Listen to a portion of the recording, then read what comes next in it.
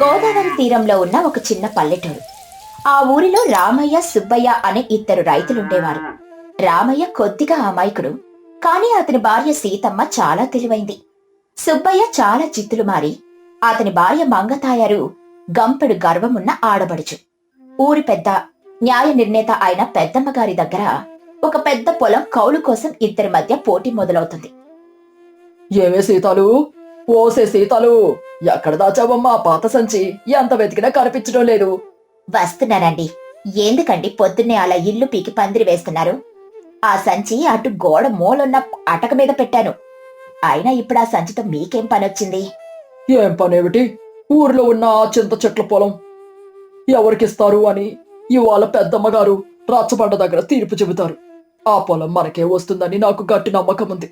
అందుకే ఆ పొలంలో పండించిన గింజలు తెచ్చుకోవడానికని సంచి వెతుకుతున్నారు. అయ్య బాబోయ్, ముందు నొయ్యి చూసుకుని దూకమన్నారండి పెద్దలు. ఇంకా తీర్పు రానేలేదు, పొలం మీదే పడలేదు, అప్పుడే గింజలు తెచ్చుకునే సంచి వెతుకుతున్నారా? మీరింత అమాయకులైతే ఎలా అండి? ఆ సుబ్బయ్య గారు మామూలు మనిషి కాదు. ఆయన గుండెలో అన్ని కుతంత్రాలే. నువ్వు ఊరుకోవే సీతాలు, నేను న్యాయంగా అడుగుతున్నాను. నా దగ్గర డబ్బులున్నాయి, పొలం దున్నగల సత్తువ ఉంది, పెద్దమ్మ గారికి నా మీద నమ్మకం ఉంది. సుబ్బయ్య గారు ఎంత గెలగల కొట్టుకున్నా ఆ పొలం నాదే. అలా అనుకోకండి. నిన్న రాత్రి ఆ సుబ్బయ్య గారి పెళ్ళం మంగతాయారు చెరువు దగ్గర నాకెదురైంది. ఆవిడ గారి మాటలు వింటూ ఉంటే వాళ్ళేదో పెద్ద బాయ చేసి పెద్దమ్మ గారి మనసు మార్చడానికి చూస్తున్నారని అనిపిస్తుంది. మాయం చేయడానికి పెద్దమ్మ గారు ఏం పిచ్చిదనుకున్నావా ఏంటి? ఆవిడ కళ్ళు కాకి కళ్ళు, ఎవరేంటో ఆవిడకి తెలియకుండా ఉంటుందా? నువ్వు వెళ్ళి ఆవిడ దర్శనానికి వెళ్ళడానికి కొన్ని పండ్లు కోసిపెట్టు, నేను బయలుదేరుతాను. సరేలే, మీ ఇష్టం. కాని వెళ్లే ముందు ఆ సుబ్బయ్య ఎదురైతే మాత్రం కొంచెం జాగ్రత్తగా ఉండండి. ఆయన మాటలకి లొంగిపోవద్దు. నా మాట వినండి.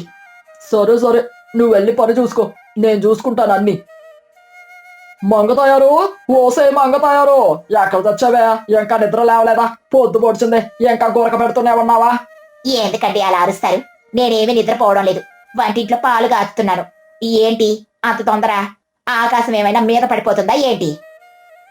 ఆకాశం పడడం లేదు కానీ ఆ చింత చెట్ల పొలం మన చెయ్యి జారిపోయేలాగా ఉంది. ఆ రావయ్య గాడు ఎర్రిగాడు అనుకున్నాం గాని వాడు పెద్దమ్మ గారి చుట్టూ తెగ తిరుగుతున్నాడు. ఎలాగైనా సరే ఆ పొలం మనకే దక్కాలి. దక్కకపోతుందేంటండి? మన దగ్గర లేని డబ్బు ఆ రామయ్య దగ్గర ఉందా ఏమిటి? లేక మన ఇంట్లో ఉన్న పంపకం ఆ సీతమ్మకుందా? మీరు అస్సలు దిగులు పడకండి, నేనున్నానుగా. నువ్వుంటే ఎలా అమ్మా? పెద్దమ్మ గారి మనసు గెలుచుకోవాలంటే ఏదో గట్టిగా చేయాలి. ఆవిడకి ధనం కంటే గుణం మీద పిచ్చి ఎక్కువ. రిపీట్, ఆవిడకి ధనం కంటే గుణం మీద పిచ్చి ఎక్కువ. ఆ రామయ్య గాడు వెళ్ళి దండాలు పెడితే ఆవిడ కరిగిపోతుంది. అయితే మనం దండాలకు మించిన పని చేద్దాం. ఆవిడకి భోజనం పెట్టి చాలా రోజులైందిగా. మనం అద్భుతమైన విందు పెడితే ఆవిడ మనసు ఆకాశంలో విహరిస్తుంది. అప్పుడు అడిగితే పొలం ఏంటి ఊరంతా రాసిచ్చేస్తుంది. ఓహో, బోలేగా చెప్పావా మంగతాయారు? నువ్వు నా పిల్లలవి కావడం నా అదృష్టం. అయితే ఇవాళ రచ్చబండ దగ్గర ఆవిడని కలిసి మనం ఇంటికి పిలిపిద్దాం. కానీ ఆ రామయ్య గారు కూడా ఇదే ఉపాయం ఆలోచిస్తేను. వాడు ఆలోచించినా వాడి పెళ్ళం ఆ సీతమ్మకి వంట చేయడం వచ్చా అండి? నేను చేసిన కూర అసలు ఊర్లో ఎవరైనా చేయగలరా? నా చేతి వంట తింటే పెద్దమ్మ గారు మళ్ళీ మళ్ళీ మన ఇంటికే వస్తారు. ఓ సరే, అయితే నేను వెళ్ళి రచ్చబండ దగ్గర కూర్చుంటాను. నువ్వు ఇంట్లో అన్ని సిద్ధం చేసుకో. 100 రూపాయలు ఖర్చు అయినా పర్వాలేదు, విందు మాత్రం అదిరిపోవాలి. అలా రచ్చబండ మీద పెద్దమ్మ గారు గంభీరంగా కూర్చొనున్నారు. ఊరి జనాలంతా దూరంగా నిల్చొని ఉన్నారు. రామయ్య, సుబ్బయ్య ఇద్దరు ఎదురెదురుగా నిల్చొనున్నారు. ఏమి రామయ్య, ఏం సుబ్బయ్య, ఇద్దరు ఆ చింత చెట్ల పొలం కోసం నా దగ్గరకొచ్చారు. ఇద్దరు మన ఊరి బిడ్డలే, ఇద్దరికి ఇవ్వాలని నాకు ఉంది. కాని పొలం ఒక్కటే, ఇద్దరూ అడుగుతున్నారు. ఏం చేయమంటారు? పెద్దమ్మ గారు, నేను చాలా కాలం నుండి వ్యాపారం చేస్తున్నాను. ఆ పొలం నాకు ఇస్తే నేను అందులో పంట పండించి ఊరికి సగం ఇస్తాను. నా మీద మీకు నమ్మకం ఉందిగా? ఆగవై రావయ్య, ఊరికి సగం ఇస్తావా? నీ కకృతి ఎవరికి తెలీదు. నేను ఆ పొలం తీసుకుంటే పంట పండించి ప్రతి సంవత్సరం గుడికి గట్టి విరాళం ఇస్తాను. పెద్దమ్మ గారు, మీరు నా వైపు చూడండి, నా సత్తు మీకు తెలుసుగా. ఇద్దరు పెద్ద పెద్ద మాటలు చెబుతున్నారు. కాని మాటలు ఎవరైనా చెబుతారు, చేతలు చేసేవాడే గొప్పవాడు. ఇద్దరిలో ఎవరికివ్వాలని నేను రాత్రంతా ఆలోచించాను. నాకొక ఉపాయం తట్టింది. చెప్పండి పెద్దమ్మ గారు, మీరేం చెప్తే అది చేస్తాను. నిప్పుల మీద నడవమంటే నడుస్తాను. నువ్వు నిప్పుల మీద నడిస్తే ఆవిడకి ఏ లాభమోయ్? చెప్పండి పెద్దమ్మ గారు, మీకోసం నేను ఏమైనా తీసుకురాగలను. మీకేం కావాలి చెప్పండి. నాకు సిరి సంపదలొద్దు. నాకొక మంచి భోజనం తినాలనుంది. చాలా సంవత్సరాలైంది నా నాలుక రుచి చూసి. మీరిద్దరూ రేపు మధ్యాహ్నం నన్ను మీ ఇంటికి భోజనానికి పిలవాలి. ఎవరింట్లో ఆప్యాయతతో కూడిన రుచైన భోజనం పెడతారో వాళ్ళకే ఆ పొలం ఇస్తాను. ఇదే నా తీర్పు. అంతేనా పెద్దమ్మ గారు? ఇంతేగా, రేపు నా ఇంటికి రండి. నా భార్య సీతమ్మ మీకోసం అమృతం లాంటి వంట చేస్తుంది. ఆ నీళ్ళెక్కువ పప్పు తక్కువ చేసే నీ పెళ్ళం అమృతం చేస్తుందా? పెద్దమ్మ గారు, మీరు ముందు నా ఇంటికి రండి. నా భార్య మంగతాయారు మీకోసం రచ్చ విందు సిద్ధం చేస్తుంది. ఇద్దరింటికి వస్తాను. ముందు సుబ్బయ్య ఇంటికి, తర్వాత రామయ్య ఇంటికి. రేపు తీర్పు సాయంత్రం ఇక్కడే చెబుతాను. వెళ్ళండి, వెళ్ళి మీ పనులు చూసుకోండి. ఏం రావయ్యో, విన్నావా తీర్పు? ఇక ఆ పొలం మీద ఆశ వదులుకో. మా మంగ తయారు చేసే వంటకి పెద్దమ్మ గారు లోట్లు వేసుకుంటూ తినేస్తారు. మీ ఇంటికి వచ్చేసరికి ఆవిడ కడుపు నిండిపోతుంది. ఇంకా మీ ఇల్లు ఎందుకో, మీ వంట ఎందుకో. అంతే అంటావా సుబ్బయ్య? కడుపు నిండిన రుచైన వంట ఎదురుగా పెడితే ఎవరైనా తింటారు. మా సీతాల చేతిలో ఉన్న రుచి మీ పెళ్ళానికి వరమిచ్చినా తేలేదు. చూస్తూ ఉండి ఎవరు గెలుస్తారు? పెచ్చోడా, నేను ఇవాళ బజార్కి వెళ్ళి ఊళ్ళో ఉన్న అతి పెద్ద కూరగాయలు, అతి ఖరీదైన దినుసులు అన్నీ కొనేస్తాను. నీ పెళ్ళం ఏడ్చి ఏడ్చి వంట చేయాల్సిందే. నీకు ఊళ్ళో ఒక్క మంచి కూరగాయ గాని, ఒక్క మంచి మిరపకాయని దొరకనివ్వను చూడు. నాకు భయం లేదు. ఊళ్ళో దొరకకపోతే నేనే పక్క ఊరికెళ్ళి తెచ్చుకుంటాను. నువ్వెంత అడ్డం వచ్చినా నేను ఆగను. సరే చూద్దాంలే, ఎవరి ప్రతాపం ఏమిటో రేపు తెలుస్తుందిగా. వెళ్ళి నీ భార్యతో ఖర్చు లేకుండా ఉట్టి నీళ్లు కాయమను. సీతాలు, ఓసే సీతాలు, ఇట్రా అమ్మా. పెద్ద సమస్య వచ్చి పడింది. ఆ సుబ్బయ్య గాడు అన్నంత పని చేశాడు. ఏమైందండి? రచ్చబండ దగ్గర ఏం జరిగింది? మీ ముఖం అలా మాడిపోయిందేమిటి? పొలం రాలేదా? పొలం ఇంకా ఎవరికి ఇవ్వలేదు. పెద్దమ్మ గారు ఒక పరీక్ష పెట్టారు. ఎవరింట్లో భోజనం బాగుంటే వాళ్ళకి పొలం అన్నారు. రేపు మధ్యాహ్నం ఆవిడ మన ఇంటికి భోజనానికి వస్తారు. అమ్మో, ఇది చాలా సంతోషించాల్సిన విషయం కదా. నేను రేపు పొద్దున్నే లేచి ఆవిడ కోసం ఇష్టమైన కూరలన్నీ వండుతాను. ఇందులో సమస్య ఏముంది? సమస్య అంతా అక్కడే ఉంది. ఆ సుబ్బయ్య గారు బజార్లో ఉన్న మంచి కూరగాయలు, నెయ్యి, దినుసులు అన్ని కూడా ముందుగానే కొనేశాడు. నేను వెళ్ళేసరికి అంగడిలో ఏమీ లేవు. పక్క ఊరు వెళ్ళడానికి బండి లేదు. ఇప్పుడు మన ఇంట్లో ఉన్న కొన్ని గింజలు మామూలు కూరలతో వంట చేస్తే ఆ పెద్దమ్మ గారు ఏం ఆశీర్వదిస్తారు? ఆ మంగతాయారు అమృతం వండుతుందట. మనం ఓడిపోవడం ఖాయం. ఓహో, ఇదా సంగతి. మీరస్సలు కంగారు పడకండి. సుబ్బయ్య గారు ధనంతో గెలవాలని చూస్తున్నారు. కానీ వంటకి కావాల్సింది ధనం కాదు, మనసు మరియు తెలివి. తెలివా? వంటలో తెలివి ఏం చేస్తుందమ్మా? కూరలో నెయ్యి పడితే రుచి వస్తుంది గాని తెలివి పడితే రుచి వస్తుందా? నువ్వు మరీ అమాయకురాలివి. మీరు చూస్తూ ఉండండి, నేను రేపు మీ సమస్యను ఎలా తీరుస్తానో. నా దగ్గర ఒక అద్భుతమైన ఉపాయం ఉంది. ఈ ఊళ్ళో ఎవరూ వండనిది, ఎవరూ తిననిది నేను రేపు వండుతాను. అదే తెలివైన భార్య చేసిన బిర్యానీ. బిర్యానీయా? అది ఎలాంటి పదం? మన ఊళ్ళో ఎప్పుడు వినలేదే. అది మామూలు అన్నమేనా, లేక వేరే దేశం నుండి తెచ్చిన వంటనా? ఇది ఎక్కడి నుండో తెచ్చింది కాదండి, నా బుర్రలో నుండి పుట్టింది.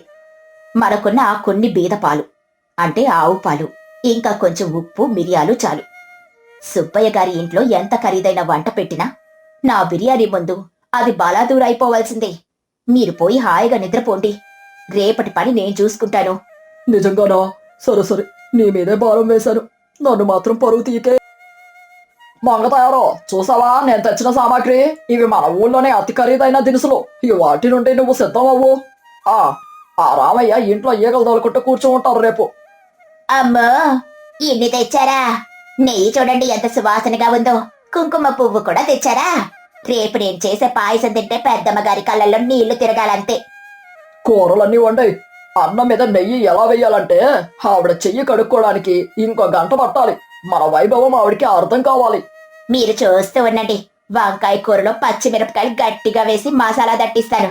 గుత్తొంకాయ కూర, అరటికాయ వేపుడు, ముద్దపప్పు, నెయ్యి, తీపి పాయసం. అబ్బా, నా నోరు ఇప్పుడే ఊరుతుంది. ఆ సీతమ్మ ఏం చేస్తుంది? పిచ్చిది. ఆవిడ దగ్గర ఉప్పు కారం తప్ప ఏమీ లేదు. అదే నా ఉపాయం. వాడికి ఏం దొరకకుండా చేశారు. ఇక వాళ్ళు సాదాబాదాగా కూడు వండుకొని ఆవిడకి పెట్టి చీ కొట్టించుకుంటారు. రేపు పొలం మన చేతిలోనే. అయితే రేపు ఉదయం వరకు నేను వంటింటి నుండి బయటికే రాను. మీరెళ్ళి మధ్యాహ్నం పెద్దమ్మ గారిని గౌరవంగా తీసుకురండి. ఉదయం 6 గంటలకు సీతమ్మ వంటింట్లోకెళ్ళి రాత్రంతా తాను ఆలోచించిన వంటని మొదలుపెట్టింది. రామయ్య నిద్రలేచి కంగారుగా దిగులుతో వంటింటి గుమ్మం దగ్గర నించున్నాడు. సీతాలు, ఇంకా నిద్ర లేవలేదా? పోయి పెద్దమ్మ గారి కోసం ఏవైనా చెయ్యమ్మా. మన దగ్గర ఏమీ లేవు, కానీ ఉన్న వాటితోనే ఏదో ఒక పచ్చడో పప్పో చేసేయి. పరువు ఎలాగో పోతుంది, కాని ప్రాణమైనా మిగులుతుంది. సీతమ్మ నవ్వుతూ, మీరింకా భయపడుతూనే ఉన్నారా? నేనెప్పుడో లేచి పని మొదలు పెట్టేశాను. చూడండి ఈ కుండలో ఏముందో. ఏమిటో ఆ వాసన కొత్తగా ఉంది, పొగ మాత్రం గట్టిగా వస్తుంది. ఏం కలిపావే అందులో? కూరగాయలు లేవు, నెయ్యి లేదు, ఇంకా ఇంత మంచి వాసన ఎలా వస్తుంది? ఇదేనండి నా తెలివితేటలు. మీరు తెచ్చిన అరుగు బియ్యాన్ని రాత్రంతా పాలల్లో నానబెట్టి ఉదయం లేచి మనకున్న ఒక్క కోడి, ఆ ఆడవాకులు, ఇంకా మా అమ్మ ఇచ్చిన ఈ పాత మసాలా డబ్బాలో ఉన్న కొన్ని దినుసులు వేసి సన్న మంట మీద వండుతున్నాను. ఇంతనా? ఇలా చేస్తే అది తెలివైన భార్య చేసిన బిర్యానీ అయిపోతుందా? దీనికి ఆ సుబ్బయ్య గారి పెళ్ళాం చేసే వంటకి పోటీనా? ఆవిడ దగ్గర ఎన్నున్నాయి తెలుసా? వాళ్ళు చేసేది డంబం కోసం. వంటనేది కడుపు నింపాలి, మనసు నింపాలి. వాళ్ళు నెయ్యి మసాలాలు పిచ్చిగా వేసి రుచి కోసం కకృతి పడతారు. కాని వయసొచ్చిన పెద్దమ్మ గారికి అవి అరగవు. ఇది సన్న మంట మీద ఆవిరితో వండిన అన్నం, రుచితో పాటు ఆరోగ్యం కూడా. ఇది తిన్నాక ఆవిడకి ప్రాణం లేచొస్తుంది. నీ మాటలు వింటుంటే నాకే ఆకలేస్తుంది, కానీ ఆవిడ ఒప్పుకుంటారో లేదోనని భయంగా ఉంది. మీరు భయపడకండి. వెళ్ళి సుబ్బయ్య ఇంటికి ఆవిడ వెళ్ళొచ్చాక మన ఇంటికి మర్యాదగా తోడుకురండి. నేను ఆకేసి సిద్ధంగా ఉంటాను. మధ్యాహ్నం పెద్దమ్మగారు మర్యాదగా సుబ్బయ్య ఇంటికొచ్చారు. సుబ్బయ్య మంగతాయారు ఆవిడ్ని పెద్ద పీట మీద కూర్చోబెట్టారు. వెండి కంచంలో రాసి రాశిగా వంటలు వడ్డించారు. రండి పెద్దమ్మ గారు, ఇవాళ మా ఇంటికి మీరు రావడం మా పూర్వజన్మ సుకృతం. చూడండి, మా మంగతాయారు మీకోసం ఎంత శ్రమపడి ఈ వంటలు చేసిందో. ఊళ్ళో దొరికే ప్రతి ఒక్క పెద్ద కూరతో ఇది చేసాం. అవునమ్మా, ఇదిగో ఇది గుత్తొంకాయ. ఇందులో నేను సగానికి సగం నెయ్యి వేశాను. ఇది ముద్దపప్పు, ఇది తీపి పాయసం. ఇందులో బాదం, పిస్తా అన్ని దొరికినవి దొరికినట్టు వేశా. మీరు కడుపు నిండా తినాలి ఇయాల. చాలా సంతోషమమ్మా. ఎంత సంపాదించావనేది కాదు, ఎంత ప్రేమతో పెట్టావనేది ముఖ్యం. కాని ఇంత నెయ్యి, ఇంత మసాలా నా ఈ ముసలి వయసులో అరుగుతుందా అని నా చిన్న అనుమానం. అయ్య బాబోయ్, మీ వయసుకే వచ్చింది, మీరు గట్టి పిండాలు. తినండి తినండి, రుచి చూస్తే మీరు అస్సలు వదలరు. పెద్దమ్మగారు తింటున్నంతసేపు సుబ్బయ్య మంగతాయారు ఆవిడ ముఖం వైపే చూస్తూ తన పొలం మనకే వస్తుంది అని ఎగిరి గంతేశారు. కాని పెద్దమ్మగారు కొంచెం తిన్నాక ఆవిడ ముఖంలో ఇబ్బంది కనిపించింది. మసాలా ఎక్కువయ్యి ఆవిడ నోరు మండింది. నెయ్యి వల్ల కడుపు బరువుగా అనిపించింది. అయినా మర్యాద కోసం ఏదోలా కొంచెం తినేసి చెయ్యి కడుక్కున్నారు. చాలా బాగుందమ్మా మంగతాయారు, మీ అనురాగం ఎంత భోజనంగా పెట్టారు. కాని నా పొట్ట నిండిపోయింది. నేనిక బయలుదేరతాను. రామయ్య ఇంటికి కూడా వెళ్ళాలిగా. రామయ్య ఇంటికా? వాళ్ళేం వేసి పెడతారులే అమ్మా. మా వంట తిన్నాక మీకు వేరే వంట రుచి పడదు. అది ఆకలి మీద ఆధారపడి ఉంటుందమ్మా. నేనసలే వెళ్ళాలి కదా. సుబ్బయ్య, ఇక నేనొస్తానులే. సాయంత్రం రచ్చబండ దగ్గర కలుద్దాం. సుబ్బయ్య ఇంటి నుండి రామయ్య ఇంటి దారి. రామయ్య భయపడుతూ, నమస్కారం పెద్దమ్మ గారు, సుబ్బయ్య గారి ఇంట్లో భోజనమైందా? మా ఇంటికి దయచేయండి. అయింది రామయ్య. ఆ మంగతాయారు అమృతం అన్న పేరుతో నాకు ఉప్పు, కారం, నెయ్యి లాంటి పెరుబూతం తినిపించి నన్ను ఉడికిచ్చింది. నా కడుపు ఇప్పుడే అంతా బరువుగా అయిపోయింది. నీ ఇంట్లో కూడా ఇలాంటి ఆర్భాటమే ఉంటే నేనొక్క ముద్ద కూడా తినలేను నాయనా. రామయ్య కంగారుగా, అయ్యో లేదు పెద్దమ్మ గారు, మా ఇంట్లో ఆర్భాటమేం లేదు. మా సీతమ్మ చాలా సాధారణమైన వంట చేసింది. మీరు ఇంటికి వస్తే మీకే తెలుస్తుంది. రండి, దయచేయండి. పెద్దమ్మగారు రామయ్య ఇంటికొచ్చారు. ఇల్లు చాలా శుభ్రంగా ఉంది. సీతమ్మ ఆవిడ్ను ప్రేమతో ఆహ్వానించింది. అరిటాకు పరిచి ఆవిడ చేతులు కడిగి కూర్చోబెట్టింది. రండి పెద్దమ్మగారు, మా పూరే గుడిసెకి మీరు రావడం మా అదృష్టం. సుబ్బయ్య గారి ఇంట్లో రుచిగా తిని ఉంటుంటారు. మా ఇంట్లో మీరు పెద్దగా ఆశించొద్దు. కాని మీకోసం ప్రేమతో ఒకటి సిద్ధం చేశాను. ఏమిటో పెట్టమ్మా. అసలే నా కడుపు చాలా ఇబ్బందిగా ఉంది. ఈ వయసులో ఆ సుబ్బయ్య పెట్టిన తీపికి, కారానికి నేను నిలవలేకపోతున్నాను. ఏమైనా చలవ చేసే వంట పెట్టు చాలు. సీతమ్మ నవ్వుతూ, ఇదిగో పెద్దమ్మగారు, ఇది చాలా ప్రత్యేకమైంది. దీని పేరు బిర్యానీ. ఇందులో మసాలా లేదు, ఎక్కువ నెయ్యి కూడా లేదు. మామూలు బియ్యం, కొన్ని ఆకుకూరలు, పాలు మరియు మా ప్రేమ కలిపి చేసిన చిన్న వంట. సీతమ్మ వేడివేడిగా ఆకులు పెట్టింది. ఆ ఆవిరి నుండి ఒక తేలికైన కమ్మని సువాసన వచ్చింది. పెద్దమ్మగారు ఆవిడ చేతులతో ఒక్క ముద్ద తీసుకుని నోట్లో పెట్టుకుంది. ఆవిడ ముఖంలో ఒక్కసారిగా ప్రశాంతత, ఆనందం వెల్లువిరిశాయి. ఆహా, ఏమి రుచమ్మా! నా నోటి మంటలో ఉన్న కారం అంతా ఈ కమ్మని ముద్దతో మాయమైపోయింది. ఇది అమృతం కన్నా తీయగా ఉంది. ఏం వేశావమ్మా ఇందులో? ఎంత కమ్మగా, ఎంత తేలికగా ఉంది. ఏం లేదు పెద్దమ్మగారు, దొరికిన వాటితోనే ప్రేమతో వండాను. వంటకి దినుసుల కంటే వండేవారి మనసు ముఖ్యమని నా నమ్మకం. మీరసలే పెద్దవాళ్ళు, మీకు అరుగుదలకి సరిపోయేలా పాలతో ఉంచిన బియ్యాన్ని సన్న మంట మీద ఉడికించానంతే. భలేగా చేశావమ్మా! నా కడుపు నిండడం మాత్రమే కాదు, నా మనసు కూడా నిండింది. తెలివైన భార్య చేసిన బిర్యానీ అని ఊరికే అనలేరు. నిజంగానే నీ తెలివి ఈ వంటలో కనిపిస్తుంది. రామయ్య, నువ్వు చాలా అదృష్టవంతుడు. రామయ్య ఆనందంతో, అంతా ఆవిడ చలివే పెద్దమ్మగారు, మీరు తిన్నారు, అదే నాకు చాలు. సరే సరే, నేనిక బయలుదేరుతాను. సాయంత్రం రచ్చబండ దగ్గర అందర్నీ కలుస్తాను. అక్కడే తీర్పు చెబుతాను. ఊరి జనాలంతా రచ్చబండ దగ్గర చేరారు. రామయ్య మరియు సీతమ్మ ఒకవైపు, సుబ్బయ్య మరియు మంగతాయారు మరొక వైపు ఆతృతగా నిల్చునున్నారు. పెద్దమ్మ గారొచ్చి పీట మీద కూర్చున్నారు. సుబ్బయ్య గట్టిగా, ఏం పెద్దమ్మగారు, ఇవాళ మా ఇంట్లో తిన్న వంట మీకు బాగానే నచ్చిందని అనుకుంటున్నాను. ఆ పొలం మా పేరే రాసిస్తున్నారుగా. అవునమ్మా, నా చేతి పాయసం తిన్నాక ఇంక వేరే ఆలోచన ఎందుకు? ఈ పాటికే తీర్పు మీ మనసులో తేలిపోయి ఉంటుంది. పెద్దమ్మ గంభీరంగా, సుబ్బయ్య, మంగతాయారు, మీరు చేసిన భోజనం చాలా గొప్పగా ఉంది. చాలా ఖర్చు పెట్టారు. కానీ ఏమిటి పెద్దమ్మగారు, అంతకంటే గొప్పగా రామయ్య గారు ఏం పెట్టగలడు? వంటనేది ఆడంబరం కోసం చెయ్యొద్దు సుబ్బయ్య. వంటనేది ఆకలి తీర్చడానికి, ఆరోగ్యాన్ని ఇవ్వడానికి చెయ్యాలి. మీ ఇంట్లో నేను భోజనం తిన్నాక నా వయసుకి ఆ కారం, నెయ్యి పడలేక నా ప్రాణం గిలగిలా కొట్టుకుంది. మీరు ధనంతో నా మనసు కొనాలని చూశారు. కాని అక్కడ ఆప్యాయత లేదు, పోటీ మాత్రమే ఉంది. మంగతాయారు కోపంతో, ఏవే, మా వంట వంక పెడుతున్నావా? మేము ఎంత ఖర్చు పెట్టావో తెలుసా? ఖర్చు పెట్టిన ధనం కాదమ్మా ముఖ్యం, పెట్టేవారి మనసు ముఖ్యం.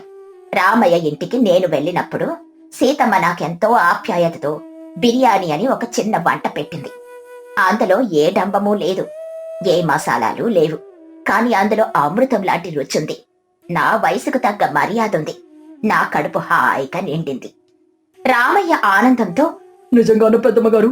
అవును రామయ్య, తెలివనేది డంబంలో ఉండదు. సమయానికి తగ్గట్టు ఎలాంటి నిర్ణయం చెయ్యాలో తెలుసుకోవడంలోనే ఉంటుంది. సీతమ్మ తన తెలివితేటలు ఉపయోగించి ధనం లేకుండా కూడా ఒకరి మనసును ఎలా గెలవాలో నిరూపించింది. అందుకే ఆ చింత చెట్ల పొలం రామయ్యకే శాశ్వతంగా ఇచ్చేస్తున్నాను.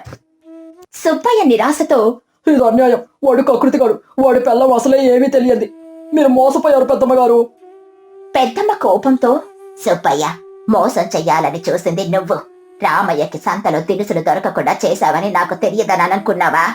నువ్వు చేసిన కుక్క చేష్టలన్నీ నాకు తెలుసు. మోసం చేసేవాడికి ఎప్పటికైనా భంగపాటు తప్పదు. రామయ్య, రేపటి నుండి ఆ పొలం నీదేనయ్యా. ఆ పొలంలో పంట పండించి ఊరికి ఎంతో కొంత పెడతావని ఆశిస్తున్నాను. తప్పకుండా పెద్దమ్మగారు, మా సీతమ్మ చెప్పినట్టే చేస్తాను. ఈ ఊరికి నా వంతు సహాయం చేస్తాను. చాలా ధన్యవాదాలు పెద్దమ్మగారు. ఈ తీర్పుతో ఊరికి మంచి సందేశం ఇచ్చారు. ఆడంబరం కన్నా ఆప్యాయత మిన్నాం. సుబ్బయ్య, మంగతాయారు తలదించుకుని వెళ్లిపోయారు. ఊరి జనాలంతా రామయ్య, సీతమ్మలను మెచ్చుకున్నారు. తెలివైన భార్య చేసిన బిర్యానీ గురించి ఊరంతా గొప్పగా మాట్లాడుకోవడం మొదలుపెట్టారు. ఎవరు ఎంత మోసం చెయ్యాలని చూసినా తెలివి, నిజాయితీ మరియు ప్రేమ ముందు అవన్నీ ఓడిపోతాయని ఈ కథ ద్వారా తెలుస్తుంది. ఆనందపురం అనే అందమైన పల్లెటూరు. ఆ ఊరిలో పచ్చని పొలాలు, పక్కనే పెద్ద అడవి ఉన్నాయి.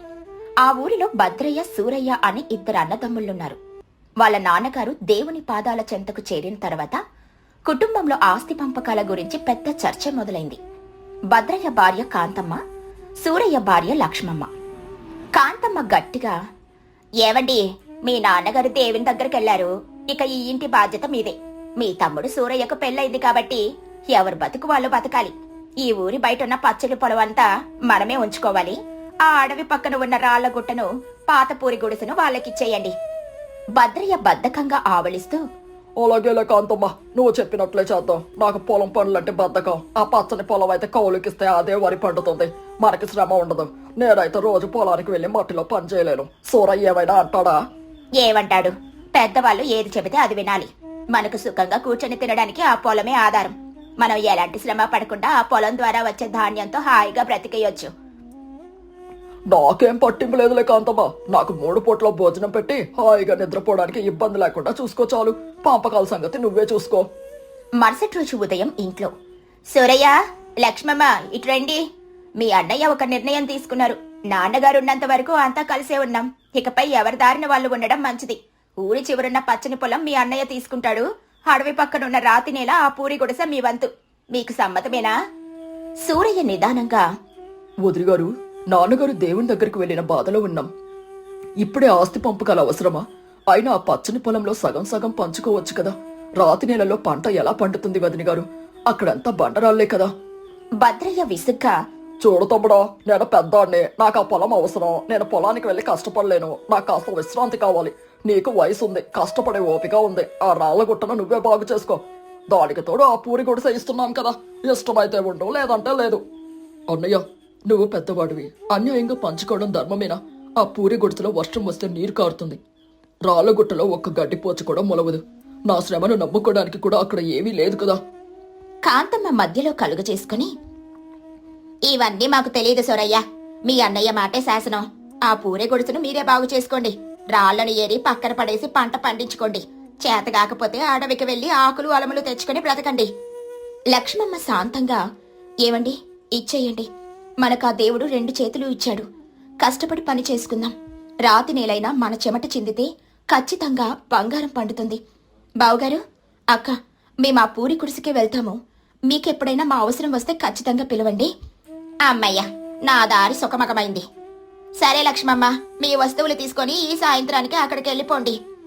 లక్ష్మి, ఎంత అన్యాయం జరిగింది. నాన్నగారు సంపాదించిన ఆస్తిని వదిన మాటలు విని అన్నయ్య అంత సులువుగా లాగేసుకున్నాడు. ఈ రాళ్ల నేలలో మనం ఏం పండించగలం? మనకు పూట గడిచేది ఎలా? మీరు అధైర్యపడకండి. మనకి నేల పక్కనే పెద్ద అడవి ఉంది కదా. పొద్దున్నే అడవికి వెళ్లి చెట్లకున్న తేనె తీసుకొద్దాం. రకరకాల పండ్లు, వనమూలికలు దొరుకుతాయి. వాటిని ఊరిలో వ్యాపారం చేసి తులసి అమ్మగారికి అమ్ముదాం. మన కష్టం ఎప్పుడు వృధా కాదు. నువ్వు చెప్పింది నిజమే లక్ష్మి. అన్నయ్యలాగా బద్ధకంగా కూర్చుంటే మనకి తిండి దొరకదు. రేపటి నుండి అడవికి వెళ్దాం. సాయంత్రం వేళ ఈ రాళ్ల గుట్టను బాగు చేద్దాం. ఈ రాళ్లను తీసి పక్కన వేసి మంచి మట్టిని తీసుకొని వద్దాం. లక్ష్మి, ఆ చెట్టు పైన చూడు, ఎంత పెద్ద తేనె తట్టు ఉందో. జాగ్రత్తగా ఎక్కి తేనె తీస్తాను. నువ్వు కింద ఆ బుట్ట పట్టుకుని నిలబడు. జాగ్రత్తగా ఎక్కండి. ఆ పక్కనే కొండ మామిడి పండ్లు కూడా ఉన్నాయి. తేనె తీశాక ఆ పండ్లు కూడా సేకరించి వెళ్దాం. తులసమ్మగారు ఈ అడవి పండ్లకు మంచి వెల ఇస్తారు. సూరయ్య తేనె తీస్తూ, ఈ తేనె ఎంతో స్వచ్ఛంగా ఉంది లక్ష్మి. ఇలాంటి తేనె పట్నంలో వాళ్లకు ఎంతో ఇష్టమట. మనం ప్రతిరోజు ఇలా అడవికి వచ్చి దొరికినవి తీసుకెళ్లి అమ్ముకుంటే మనకు మంచి రోజులొస్తాయి. అవునండి, అడవిలో దొరికే కుంకుడికాయలు కూడా వేరుకుందాం. తులసమ్మగారు పట్నం పంపించడానికి ఇవి చాలా అడుగుతున్నారు. తులసి అంగడి దగ్గర సూరయ్య, లక్ష్మమ్మ. రండి రండి సూరయ్య గారు, లక్ష్మమ్మ గారు. నమస్కారం తులసమ్మగారు. ఈరోజు కొండ మీద దొరికే స్వచ్ఛమైన తేనె, పెద్ద పెద్ద కొండ మామిడి పండ్లు తీసుకొనొచ్చాం. చూడండి ఎంత తాజాగా ఉన్నాయో. తులసి పండ్లు, తేనె చూస్తూ, ఆహా, అద్భుతంగా ఉన్నాయి లక్ష్మమ్మ. నీ భర్త సూరయ్య కష్టం ఈ పండ్లలో కనిపిస్తోంది. వీటికి నేను సరైన వెలిస్తాను. మొత్తం 40 రూపాయలు ఇస్తున్నాను, తీసుకోండి. చాలా సంతోషం తులసమ్మ గారు. మీలాంటి పెద్దలు మమ్మల్ని ప్రోత్సహిస్తే మేమింకా కష్టపడి పని చేస్తాం. పట్నంలో నా వ్యాపారం బాగా సాగుతోంది సూరయ్య. మీ అన్నయ్య భద్రయ్యకు అంత మంచి పొలం ఉన్నా బద్ధకం వల్ల దాన్ని పాడు చేసుకుంటున్నాడు తెలుసా. కౌలుకిచ్చినా వాళ్ళు సరిగ్గా పండించడం లేదు. వీడు వెళ్లి చూసేది లేదు. మీరు మాత్రం ఇలాగే కష్టపడండి. మీరుంటున్న ఆ రాళ్ల నేలలో రాళ్లు తీసేసి పూల మొక్కలు పెంచండి. పట్నం గుడికి నేను ఆ పూలను కొనుగోలు చేస్తాను. ఎంత మాట చెప్పారమ్మగారు. మేము ఇప్పటికే సగం రాళ్లు ఏరేశాం. పూల విత్తనాలు కొనుక్కొని రేపే మడి కడతాం. మీ దయ మా మీద ఎప్పుడు ఇలాగే ఉండాలి. నా దయ కాదు లక్ష్మమ్మ, మీ కష్టం. కష్టపడేవారంటే నాకెంతో గౌరవం. ఇంట్లో భద్రయ్య మంచం మీద పడుకునున్నాడు. కాంతమ్మ కోపంగా, ఏమండి, పొద్దెక్కింది, ఇంకా నిద్రలేవరా? కౌలు రైతు రామన్నొచ్చి అడుగుతున్నాడు. పొలంలో గడ్డి పెరిగిపోయిందట, తీయడానికి కూలీలకు డబ్బులు కావాలట. భద్రయ్య బద్ధకంగా, అబ్బబ్బా పొద్దున్న నీ గోలేంటే కాదమ్మా, నా ఊళ్ళంతా నొప్పులుగా ఉంది. వాడిని రేపు రమ్మను, పొలం వాడికి ఇచ్చాను కదా, నన్ను ఎందుకు విసిగిస్తాడు? పొలం వెళ్లి చూసి 2 నెలలైంది. కౌలు రైతు సగం పనులు చేయకుండానే డబ్బులు అడుగుతున్నాడు. పండినవి దొంగలు ఎత్తుకుపోతున్నారట. మీరేమో ఇలా నిద్రపోతే ఎలా? మన దగ్గరున్న డబ్బులన్నీ పగలు రాత్రి నిద్రపోవడానికే అయిపోయాయి. సూరయ్యను చూసి నేర్చుకోండి. వాళ్ళు రోజు అడవికి వెళ్లి సంపాదిస్తున్నారు. మంచి పెంకుటిల్లు కట్టుకుంటున్నారు. వాడికి బుద్ధి లేదు, ఎండలో వానలో కష్టపడుతున్నాడు. నాకేంటి, మహారాజులో మంచం మీద పడుకున్నాను. తులసి దగ్గర 100 రూపాయలు అప్పు తీసుకురా, నా నిద్ర పాడు చేయకు. తులసి దగ్గర కాంతమ్మ. తులసమ్మ గారు, మా వారికి పొలంలో కలుపు తీయడానికి కూలీలకు ఇవ్వాలి. ఒక 100 రూపాయలు అప్పుగా ఇస్తారా? పంట చేతికి రాగానే చెల్లిచ్చేస్తాం. కాంతమ్మ, మీ ఆయన భద్రయ్య బద్ధకం గురించి ఊరందరికీ తెలుసు. పొలం పనులు సరిగ్గా జరగడం లేదు. పోయినసారి తీసుకున్న అప్పే ఇంకా తీర్చలేదు. మళ్ళీ అప్పిస్తాను కానీ తిరిగి ఇవ్వకపోతే ఆ పొలం నా పేరు మీద రాయించుకుంటాను. సమ్మతమేనా? కాంతమ్మ భయపడుతూ, తప్పదమ్మగారు, డబ్బులు ఇవ్వకపోతే పొలం మీరే తీసుకోండి. ఇప్పుడు మాత్రం ఆ 100 రూపాయలు ఇవ్వండి. సరే తీసుకో, కాని మీ ఆయనకు చెప్పు, బద్ధకం మనిషిని బ్రతకనివ్వదు అని. కష్టపడితేనే భూమి తల్లి అన్నం పెడుతుంది అని చెప్పు. కాలం గడిచింది. సూరయ్య లక్ష్మమ్మ అడవి సంపదను అమ్ముతూ రాతి నీళ్లను పూలతోటగా మార్చి పెద్ద వ్యాపారులయ్యారు. అందమైన భవనం. మరోవైపు భద్రయ్య బద్ధకం వల్ల వ్యవసాయం దెబ్బతింది. అప్పులు పెరిగిపోయాయి. భద్రయ్య ఇంట్లో కన్నీళ్లతో కాంతమ్మ, చూసారా మీ బద్ధకం మనల్ని ఎంత దూరం తీసుకొచ్చిందో. తులసి అమ్మగారు ఇచ్చిన అప్పు తీర్చకపోవడం వల్ల మన పచ్చని పొలం మొత్తం ఆమె పరమైంది. ఇప్పుడు మనకు తినడానికి తిండి కూడా లేదు. భద్రయ్య బాధగా, నా తప్పు నాకు తెలిసిందే కాంతమ్మ. నా శరీరానికి సుఖం మరిగాను, కష్టం విలువ తెలుసుకోలేకపోయాను. నా తమ్ముడు సూరయ్య కష్టపడి ఎంత పైకొచ్చాడో ఇప్పుడు అర్థమవుతుంది. నన్ను నమ్ముకున్న నిన్ను కూడా కష్టాల పాలు చేశాను. దేవుడు మనకి తగిన శాస్తి చేశాడు. ఇప్పుడు మనం ఏం చేద్దాం? నా మాట విని మీ తమ్ముడి దగ్గరికి వెళ్ళండి. అహంకారం పక్కన పెట్టి సహాయం అడగండి. మనం చేసిన తప్పులను క్షమించమని వేడుకుందాం.